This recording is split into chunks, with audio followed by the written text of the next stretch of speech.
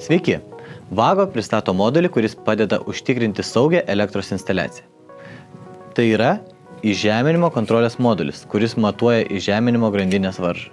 Šis modulis yra būtinas sistemose, kurie svarbus tinkamas įžeminimo grandinės veikimas. Įprastai šios grandinės tikrinamas rankiniu būdu, atliekant techninę priežiūrą.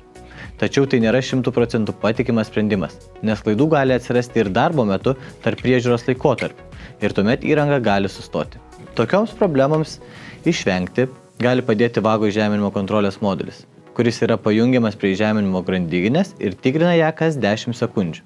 Modulis leidžia laiku atjungti įrangą, jei nustatomas įžeminimo pažeidimas. Į įžeminimo grandinę pajungsime 500 ohmų varžą, kuri imituos grandinės pažeidimą. Kaip matote, modulis iš karto suveikia ir indikuoja gedimą ir ant kurio laido šis gedimas yra. Šis modulis gali būti itin svarbi techninės priežiūros sistemų dalis, kuri iš anksto įspėja apie įžeminimo grandinės pokyčius. Daugiau informacijos galite rasti mūsų puslapyje arba užduoti klausimus komentaruose apačioje. Viso gero!